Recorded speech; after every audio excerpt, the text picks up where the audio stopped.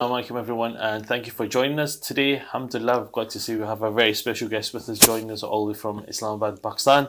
We have with us none other than Sahil Adeem, who I'm sure many of you out there are familiar with him and follow him on YouTube and Instagram with his amazing talks and reminders, as well as that his workshops that he does around the world. Alhamdulillah, he's with us here in Glasgow for the last few days, and very pleased to have him here in the studio with us. So Jazakallah khair, thank you very much for joining us. Thank you for having me. And how are you? I'm awesome. And how are you enjoying the Ryan brew? Actually, it's beautiful. Beautiful. Yeah, it is. Positive comments. Just for anyone who might not know who Sahil is, Sahil is a Muslim psychologist, trainer, philosopher, and Islamic speaker. He's often confused as a motivational speaker, though he rejects that label, and I'm going to pick him up on that one. He holds strong views on about the global situation in terms of the politics and it's happening around the world, and he's an academia to the very thread of the family dynamics and the upbringing of children through Islamic lens. He refuses to align to any specific sect and promotes Muslim unity as a collective entity. His most significant contribution is with the proposal of a 100-year plan aiming to revive the prophetic tradition of making the entire world a better place through Muslim youth of today. He currently serves as the CEO of Source Code Academia, a platform offering a comprehensive array of courses including Arabic, mathematics, biology, physics, and self-improvement. These courses reflect strong elements of emotional intelligence and self-awareness through the lens of the Quran and Sunnah. Sahil had the global exposure for the problems Muslims face due to his upbringing in Pakistan, North America, Canada, and here in Europe too. He graduated from the University of Chicago and Toronto Metropolitan University. Additionally, he had the opportunity to study Quran and Arabic under a number of senior scholars in Saudi Arabia and in the Yemen too. So without further ado, Sahil, again, welcome to Glasgow. Welcome to GTV. Oh my God, that was tolerant. That was a little. Who wrote this? I don't know. I just picked up. Someone sent me and said, "This is your introduction." Yeah, to there was many if things there's that any changed from corrections there. yet, let's talk about that. Let's talk about that today as well. So through that introduction, I mean, as I said, there was a few things that came up. So how would you, best describe yourself? I mean, who is Sahil if somebody was to ask? Well, I'm more of a, I think most Muslims should be in a state of how to react to a global problem that Muslims are suffering from, even as an individual. Yeah. This is a global problem. And I think the more individuals get globally aware and we actually put set a pertinent worldview in our kids and make sure that they start from the globe and then, try and solve the local problems that wherever they are in Glasgow or Islamabad or Melbourne for that matter, or Medina. Yeah. Unless they know and unless they understand how the globe moves, how these bigger problems actually originate, they're not going to be able to solve it. This is not a Muslim problem. This is a Muslim solution that we have. We have a Muslim solution, and I think and I believe that we have the real solution towards the global problems, not just for Muslims, but for everybody. Okay. The Quran is not just for Muslims. The Quran came for all human beings. Absolutely. So I think I am just another reaction to make sure our mothers and fathers understand how to look at a child. Sure. And project the whole productive trajectory of the first 15, 16 years. After that, we won't be able to do anything about it anyway. Yeah. So the idea of early intervention with young people and things as well. Yeah. And where did this journey all begin for you, Sahil? Where did that all begin? I mean, as a young student, where did it begin? At university, earlier stage in life, where did it begin? Yeah, actually, for me, myself, there are no coincidences in the bigger plan of Allah. So I was thrown around from literally Anchorage, Alaska, to Chicago, to Toronto, to Islamabad, to Lahore, Karachi, and then the first 15, 16 years I had somehow gotten that sort of a global perspective, and not just geographically but demographically as well. my teachers from far right Jordan and Yemen, to the Pakistani scholars, and to my most secular education system in America and Canada. It's like a mix of so many things going on. So any human being with that kind of diversity would naturally grasp a different perspective than a guy who's just walking a linear path from in any part of the world. If he doesn't move around, and we were made to move around because my father was moving around, and we were just growing up. For what purposes was it? The job as it is? My father was exiled by the government. He was a writer. Okay. Yeah, he was a writer. And the people are actually they're asking this question because they're I'm here. I need something. I need your attention, whatever that may be. Time. I just had a little bit of advice or whatever it may be, but yeah. No, I'll tell you, let's just not divorce common sense when you're talking about any kind of problems. And the common sense thing is that unless there is a political establishment of the community, then any kind of social problem is national. You're asking for it. Yeah, you are. So all the masjids in the planet, wherever they are, I mean, they're really good in one story, which is a moral application of Islam on the individual. Yeah. And that's a job well done. Yeah. They have the literature. They have examples as well. I mean, the masjid imams are doing really good. They're structuring their personal lives. They're setting good examples. Not even 1% of them get caught because they're not into it, in doing any kind of ill in the society. That means, the masjid does purify or whatever responsibility they gives to the individual. But it's not working as a community. The people who go pray Jummah do not go to the same masjid in praying Asr. Yeah. You know what I'm saying? I mean, that's the failure of the masjid right there. That means there's something not working. So unless we have a structure, which is very clear, I'm going to give you the solution right there. Every masjid should be connected globally, at least in the West. At least in the West. And not just talking about the school of thought. Yeah. That's another fact. Yeah, I'm talking about, let's just call a masjid a parliament house for just this session. Okay. All of a sudden, the imam's role becomes pivotal in the neighborhood. Like literally, he has to act like the local councillor, running the council in Glasgow. We have councils here, right? Yeah. So, and he literally has to make the rulings as in those micro decisions as well. And he has to pick out all those competent people. To consideration. Yeah. Exactly. So this masjid was supposed to act like a tiny little parliament with 2, 3, 4, 5, 6 houses, not just the 2 houses which the English gave us. So that many kids would be involved as teenagers, and the responsibility should have been given by the masjid imam to the kids that you're going to be intervening in these sort of matters. It's not just volunteer mission; it's Islamic missions. For the neighborhood. I mean, how hard is this to achieve? It can be done on literally weekly basis, because all the neighborhood has to attend the Friday prayer anyway. It can become a town hall.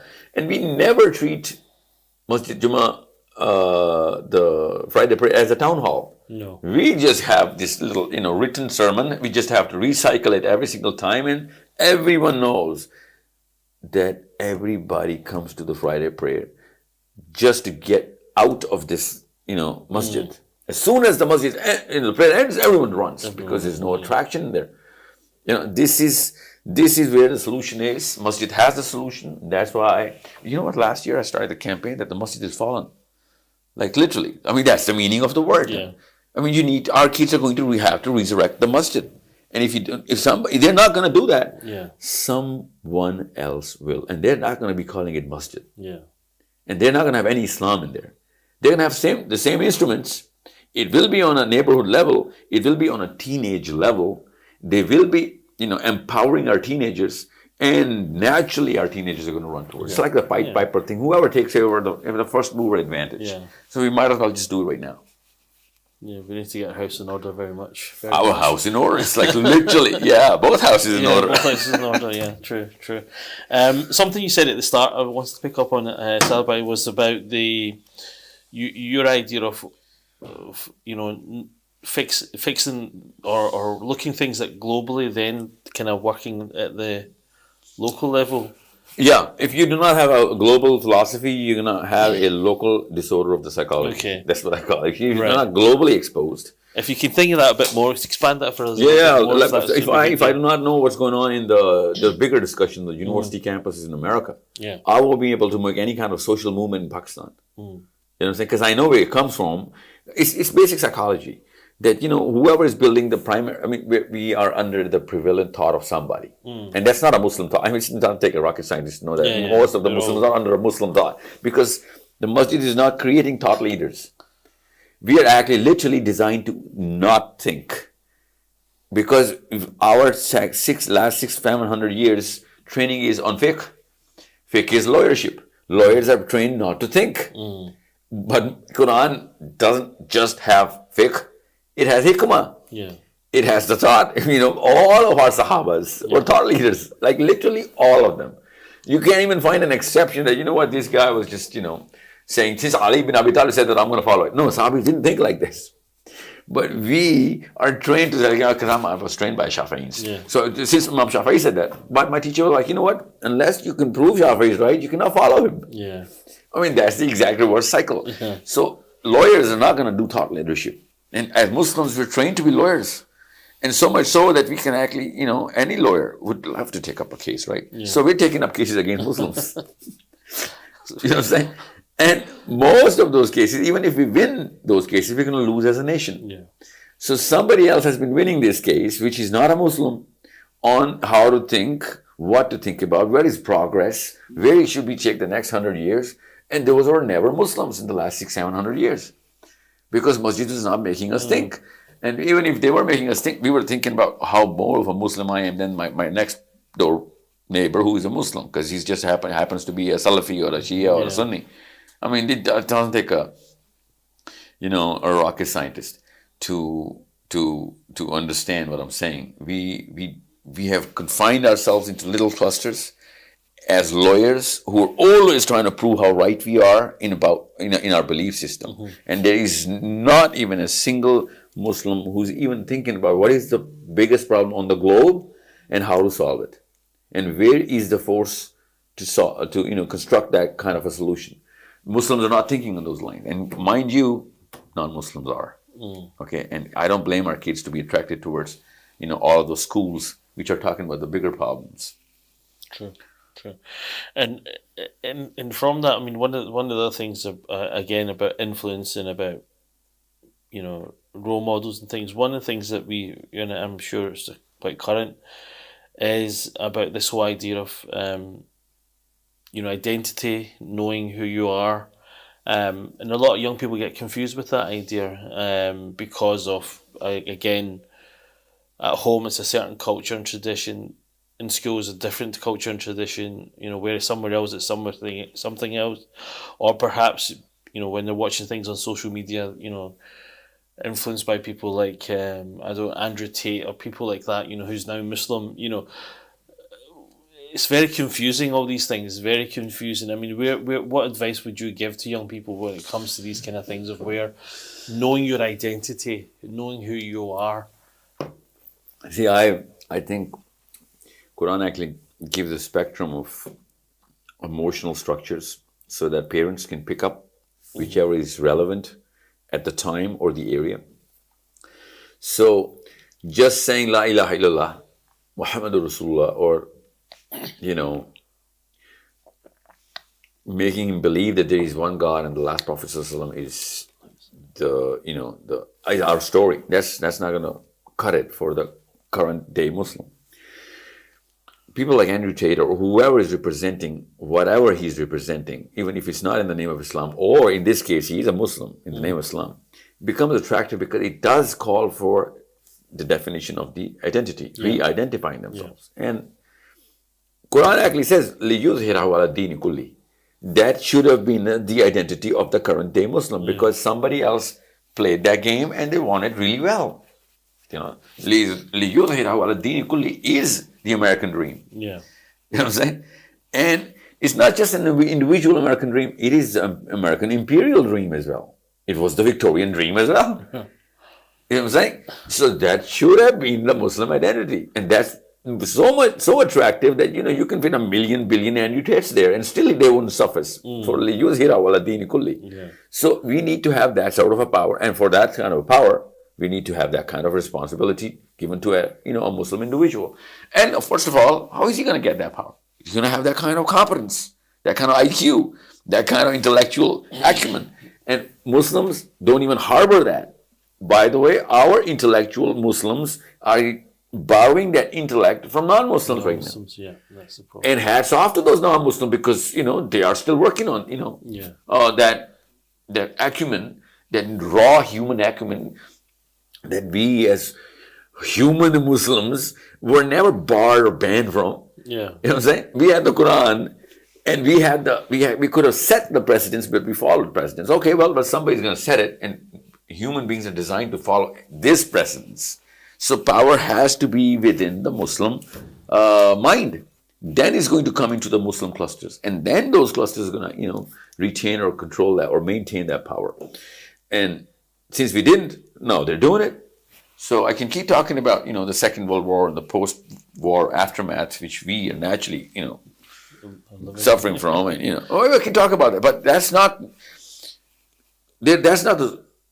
a symptom of a problem. The solution lies inside how a father is treating the son. That's it. If enough fathers would know what I'm talking about, they would put those standards of competence and keep failing their kids until their kids really claw themselves up on those ladders and become that competent. And you pick out an intellectual right now from any part of the world. He's going to be influenced by a non-Muslim scholar right now. This is the irony. Yeah. What kind of wings was he born with? Nothing. There were standards, and the powerful set the standards, and the people mimic those powerful people who represents knowledge or the standards of knowledge. So I don't want to make keep reiterating or regurgitating the same point. I hope every mother knows what I'm talking about. But we as human beings, let alone Muslim or any believer, we need our kids competent. I mean, I'm not saying anything which mommies and daddies shouldn't be drooling over right now. That I need the most powerful son or daughter in terms of intellectual acumen. Why are we not creating or setting the precedence of intellect right now? And if Muslims can do that, everyone's going to be running towards the Quran. And we keep complaining about, we don't have enough adherence to our own book, and that's why non-Muslims are repulsed from from our book, because we don't adhere to the Quran. Well, no one's going to adhere to any book unless that book is functioning as the primary power or source of power for the bigger part of the community. We are not in power, no matter where we are, from east to west, from Australia to Alaska. Muslims are always, or wherever you see, in the last 300-400 years, the weakest community is going to be Muslims. So why would anyone adhere to the Quran? Sure. I don't blame them for not adhering to the Quran, because we've changed, we've restructured ourselves into isolated individuals who are going to look good in terms of character, but we'll not really use any bits of that character when it comes down to exerting it for لِيُظْهِرَهُ عَلَى الدِّينِ كُلِّهِ.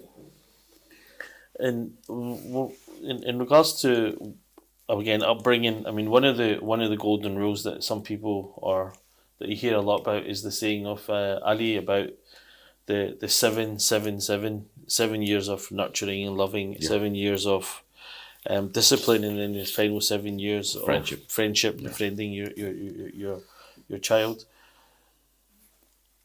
Have you seen? I mean, Perfect psychology. Perfect psychology. Yeah. I mean, the current day psychology now says it, right? Literally. Yeah. So it's. But see, before the 777, you need to set the purpose straight. Okay. You know what I'm saying? Yeah. And that's one. And then 777. Just get one purpose straight. Yeah. What do you see when the whole 777 is going to be achieved? Once you have that 21st year of your best friend who's living your dream as, which you have as a father, your son is actually, your daughter is through that course, what is he achieving? And why? That's what I want the parents to come together and first of all lock it down that unless we set the the prism straight, this could be the biggest problem as well, because that creates the perfect copy of whoever the father is. Yeah. And we do not need copies of our this sort of philosophy that we got. We need to keep in mind that we need kids who are going to challenge it. And I'm telling you this right now. I'm not talking in abstractism, or I'm just talking about little specifics. You need to tell the kids that Muslims should be calling the shots on every single public and private matters of the human beings. If they cannot do that in their own lands, no one's going to start to believe them or take their word in their lands. So we need a working model, and that working model ideally should have come from a Muslim place. But I'm telling you this right now, the Western Muslims can slipstream. Yeah. And if they know how to slipstream from their own culture, they can actually use the Quran. So I still have hope. Of course, they're going to both go hand in hand. Yeah. But, kids in Glasgow naturally, and I've tested it yesterday, kids in Glasgow are way over the curve compared to any Pakistani is living in Lower Islamabad. So that's the gift. Use it. But you know what? More intelligent the child is, the more problems you're going to have if you're not well set in your philosophy. Dumb children are not going to challenge your philosophy. Intelligent kids are, and that's their job. If they cannot challenge or conquer his own father, how are they going to conquer Scotland? I think they should be encouraged to. In fact, do it more. Exactly. Absolutely. Time is getting the better for us. Just a couple of more questions. Now,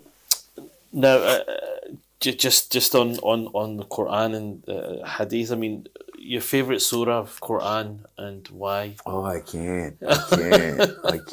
Oh my God, there's so much to play with there. It's about the time. Okay. It's about the problem. Okay. If you're suffering from a bigger problem, you'll see which surah is going to become your weapon, or whatever time that you're in right now. In terms of your emotional. Let me ask you that. What is the surah then that gives you, you're having a bad day? Oh no, I'll tell you. You're having a bad day and you want something. I live in Pakistan. You want that verse or that surah. I live in Pakistan. Yeah. You have a bad day just about every other. So surah is too big of a word for a Muslim because there's so much in every surah. But I know that one ayah keeps me going, which is Hal Jaza'ul Ihsani illa Ihsan. This keeps me going at the worst of the worst days, the worst of the worst moments. This is the fuel that is going to pick you. This I can raise a dead man. Hal Jaza'ul Ihsani illa Ihsan. That, it's just self-explanatory. I hope everybody. I'm going to start crying if I explain this. This is the way Allah sees the standards of how a human being should be looking at anything, especially other human beings. The deed that is done upon you. It's like, oh my God. It's can there be any other reward for an ihsan than the ihsan that was done on you? It's like. My whole life philosophy, pivots around this one ayah. And whenever I read any kind of philosophers, be it Hume or Descartes or, I just cannot see how else to ground myself as to, the biggest anchor, the mightiest of those anchors becomes this ayah. I'm just, I'm still feeling so bad by just picking one ayah. Yeah. Because I'm leaving so much but this is the one that just I just can't get this out of my heart and head. Any given second you're gonna take an MRI, this eye is gonna be like top of the list. There's gonna be so much more, but this eye is gonna be like. And amongst the companions of the Ashab al-Rasul. Oh, it's a journey. Awesome question. It's a journey. Who's your favorite? And why? Okay, I'll tell you. The companions, and mommies should listen to this, okay? Because the way you're going to structure that archetype, that caricature of the Sahabi, that's where your child's whole life journey, at least for decades. Because, I plotted one day a few years ago of what kind of influence I had and what kind of life aspirations I was generating, because this is a source of energy. And I found out that it was one companion that was causing that sort of, movement inside me. So I started with just like any other child with Umar al-Khattab. Any boy who reads enough about Umar al-Khattab. By the way, I was trained in Umar al-Khattab. It was like, a whole series of, projects and tasks and lectures. And this is where my Yemeni teacher comes in. This guy was all about Umar al-Khattab. So I started off with Umar al-Khattab, and then I went into Salman Farsi. Because somehow I kind of, taught, every child, I am Salman Farsi, because I'm going to teacher to teacher to teacher. Yeah. And then I went into Abu Dhar Ghafari. Okay. In the later part, because I was going to a lot.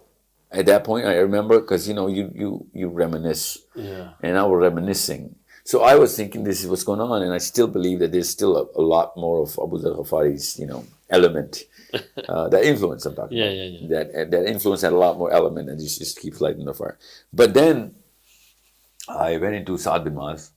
That as soon as I went into youth, I was speaking about, describing Saad bin Muaz, the standard that Saad bin Muaz set, so much so that Prophet ﷺ became expressive about putting him as a benchmark. And Sahabas were like, how can we achieve this benchmark? Yeah. I can quote you some hadith where Prophet ﷺ is talking about, if, for example, the grave is going to grab you and is going to squeeze any and every human being that's going to enter the grave, even if it is Saad bin Muaz. I mean, it's like when the Prophet ﷺ benchmarks you as a name, it's like, what else can you possibly achieve in this universe? Look at the resume of this guy. And then there was this caravan that just came in with the cloth, and everyone was running about. The cloth was so fine that even the Prophet ﷺ, praised it. And then when he held the cloth, he said, "This is the finest cloth I've ever," because he was a murshid himself. Yeah. So he said, "This is the finest cloth I've ever held." But you know what? This is not even compared to a handkerchief, which Saad bin Muaz is holding right now.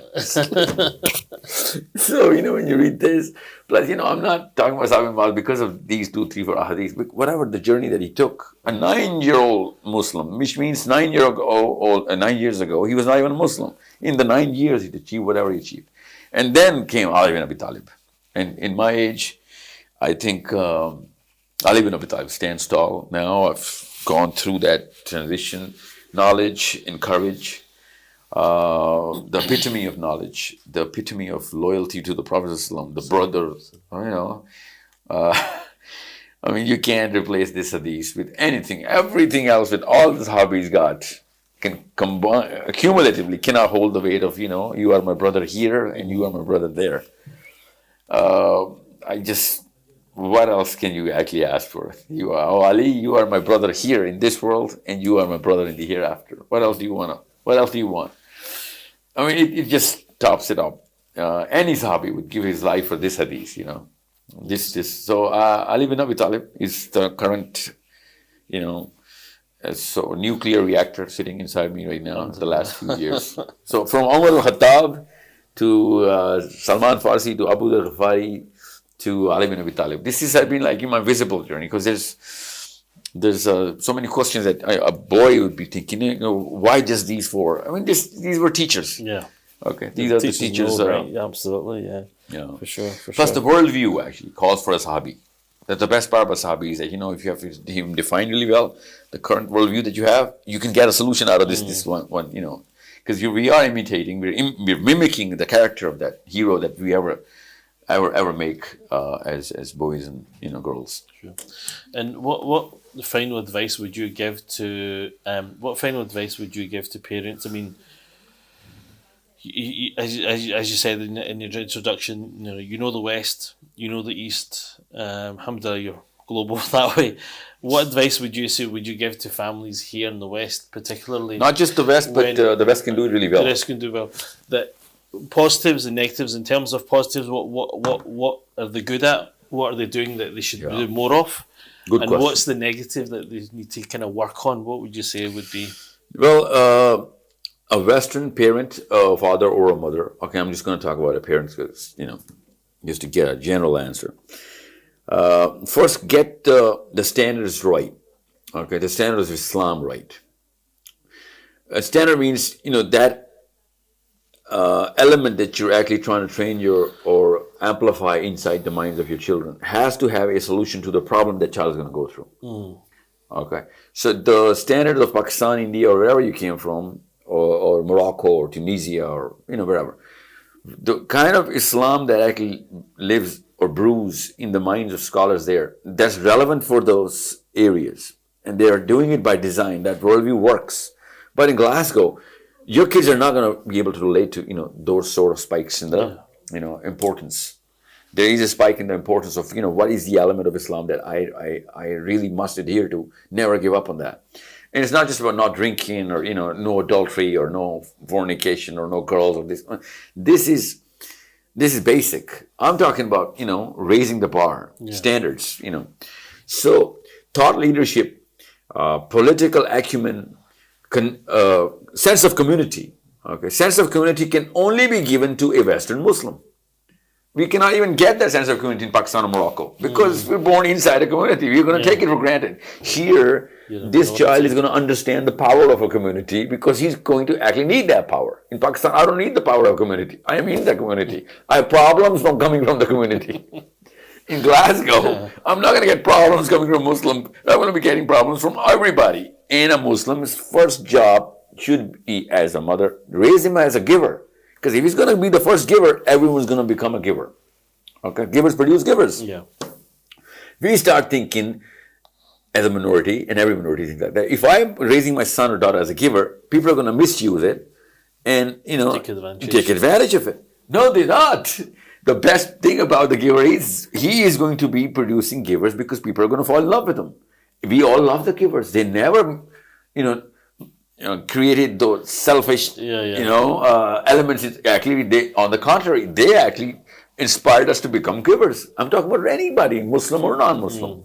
So if you can actually do that for the first 10, 15 years of your son or daughter, you're going to find out that if you are raising him as a member of a community, not as an individual, you should be testing your son or daughter that what kind of a community servant is he, and what kind of a test that you can actually design to see whether he's failing or passing on that test. It's very simple. Okay? So and he should be a missionary here. And he better understand that, he's a nobody alone and he's everybody combined. So these are the sort of, and plus I'm talking about, let's go through the first hour of this, of what kind of problem he's going to solve. He better be a thinker. He better be thinking, because if he's got the sense of community, naturally he's going to be thinking about the solutions of the problems of the community.